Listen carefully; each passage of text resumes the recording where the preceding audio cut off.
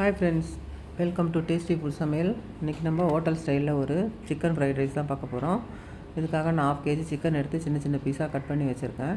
இதில் வந்து ஒரு முட்டையை உடச்சி ஊற்றிக்கலாம். அதுக்கப்புறமா 2 ஸ்பூன் சோள மாவு, 1 ஸ்பூன் வெறும் மிளகாத்தூள், 1/2 ஸ்பூன் மஞ்சள் பொடி, தேவையான அளவு உப்பு சேர்த்து இதை நல்லா கலந்து விட்டுட்டு ஒரு 1 hour அப்படியே ஊற வச்சு மூடி வச்சிடலாம். அடுத்ததாக நான் வந்து இப்போது ரைஸுக்காக பிரியாணி ரைஸ் வந்து தனியாக வடிக்கிறதுக்காக உலை வச்சுருக்கேன். அடுப்பில் கொஞ்சம் அரிசி சேர்த்துக்கலாம். இப்போ வந்து இந்த சிக்கன் வந்து 1 hour நல்லா ஊறிடுச்சு.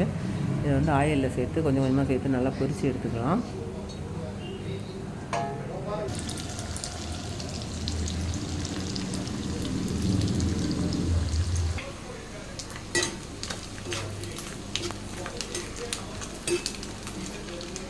சிக்கன் வந்து நல்லா ஒரு கொஞ்சம் பொன்னிறமானோன்னு எடுத்துடலாம். அது நல்லா பொன்னிறமாக வந்துடுச்சு. இப்போ வந்து இன்னும் கொஞ்சம் இருக்குது, அதையும் நம்ம இந்த எண்ணெயிலே போட்டு பொரித்து எடுத்து வச்சிடலாம்.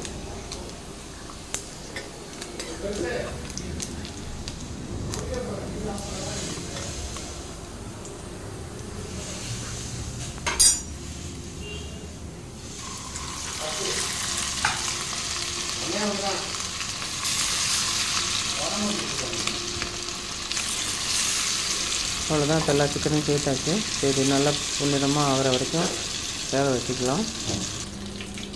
அடுத்த நான் வந்து இங்கே ரைஸ் பண்ணுறதுக்காக ஒரு பேன் அடுப்பில் வச்சுருக்கேன். இது நல்லா சூடானதுக்கப்புறமா ஆயில் சேர்த்துக்கலாம். ஆயில் நல்லா சூடானதுக்கப்புறமா 2 முட்டையை வந்து இதில் சேர்த்துணும். 1/2 kg சிக்கனுக்கு வந்து நீங்கள் 400 கிராம் ரைஸ் எடுத்துருக்கேன். அதுக்காக 2 முட்டை சேர்த்துக்கலாம். இப்போ முட்டையை நல்லா கலந்து விட்டுடலாம். இது நல்லா ஓரளவுக்கு வெந்து வரணும்.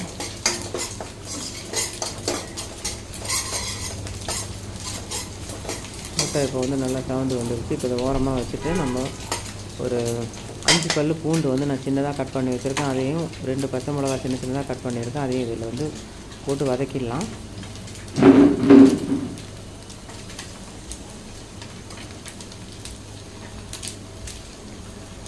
நல்லா வதங்கிட்டப்போ வதங்கினதுக்கப்புறமா நம்ம வந்து இப்போது வெங்காயம் கட் பண்ணி வச்சுருக்க சேர்த்துக்கலாம். நான் 2 பெரிய சைஸ் வெங்காயத்தை நீட்டாக கட் பண்ணி வச்சுருக்கேன். இது இதில் சேர்த்துக்கலாம்.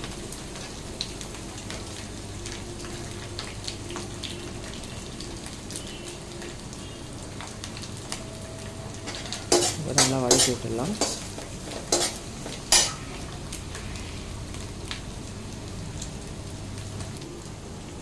இப்போ வெங்காயம் நல்லா வதங்கிடுச்சு. அதுதான் நான் வந்து இப்போது இந்த ஃப்ரைட் ரைஸுக்கு தேவையான உப்பை வந்து நான் முதல்ல இதில் சேர்த்துட்றேன்.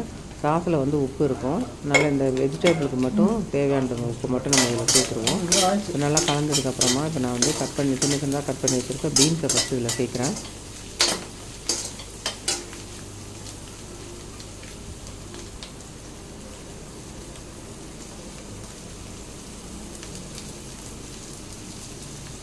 பீன்ஸை சேர்த்தாச்சு. இப்போ பீன்ஸ் நல்லா கலந்து விட்டுடலாம்.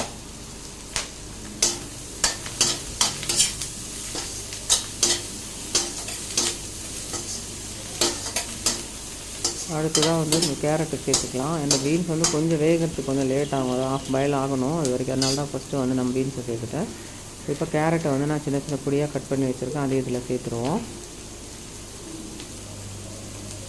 இதையும் ஒரு 2 நிமிஷம் நல்லா வதக்கிடலாம்.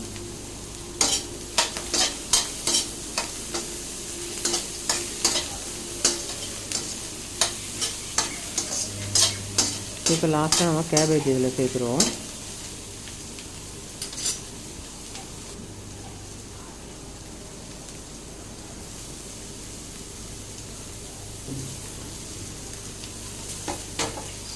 கேபேஜும் சேர்த்தாச்சு. இப்போ நல்லா வதக்கி விட்டுடலாம். இப்போ வெஜிடபிள் எல்லாமே நம்ம இதில் சேர்த்தாச்சு.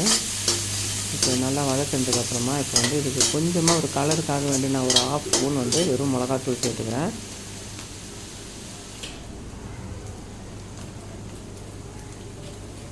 இந்த மிளகாத்தூள் சேர்த்ததுக்கப்புறமா நல்லா கலந்து விட்டுடலாம்.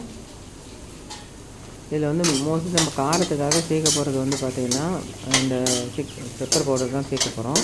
இப்போ வந்து கலருக்காக வேண்டால் நான் கொஞ்சம் 1/2 ஸ்பூன் அளவுக்கு நான் இந்த வெறும் மிளகாத்தூள் சேர்த்துருக்கேன். இப்போ வந்து 1/2 ஸ்பூன் அளவுக்கு பெப்பர் பவுடர் சேர்த்துக்கலாம்.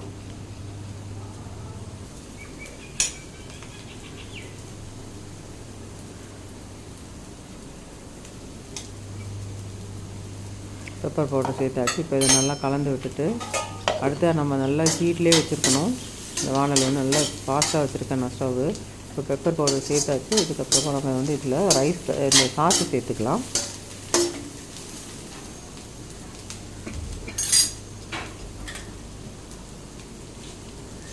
இப்போ வந்து இதில் சோயா சாஸ் ஃபஸ்ட்டு சேர்க்குறேன் ஒரு 2 ஸ்பூன் அளவுக்கு. அதுக்கப்புறமா சில்லி சாஸ் கொஞ்சம் சேர்த்துக்கிறேன். ஆனால் நம்ம வந்து மிளகாத்தூள் போட்டிருக்கோம், பெப்பர் பவுடர் போட்டால் சில்லி சாஸ் வந்து கொஞ்சமாக சேர்த்தா போதும். இதுக்கப்புறமா டொமேட்டோ சாஸ் சேர்த்துக்கலாம். இப்போ வந்து நல்லா கலந்து விட்டுருவோம். இந்த சாஸ் எல்லாம் நல்லா இதோட சேர்ந்து நல்லா சூடாக நல்லா கலந்து வரணும். ஒரு 5 நிமிஷம் வரைக்கும் நல்லா கலந்துடலாம். அதுக்கப்புறமா நம்ம வடித்து வச்சுருக்க பிரியாணி ரைஸை வந்து இதில் சேர்த்துருவோம்.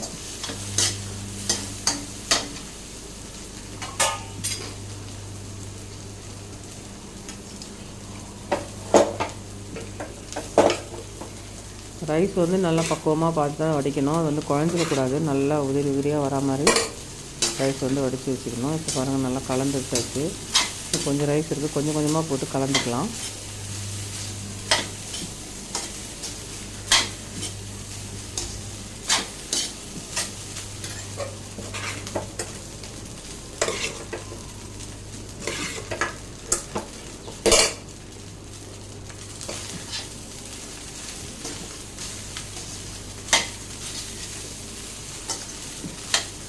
இந்த ரைஸ் இந்த ஆயிலில் கொஞ்சம் நேரம் ஃப்ரை ஆகணும். அதுக்காக நம்ம வந்து கலந்து கொடுத்துட்டே இருப்போம்.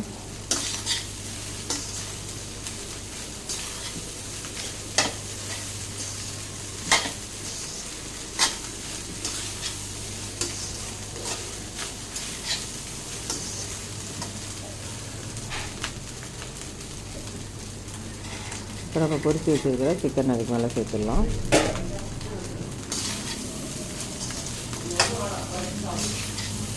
சிக்கன் எல்லா இடத்துலையும் பரவாயில்லாமல் நல்லா கலந்து விட்டுடலாம்.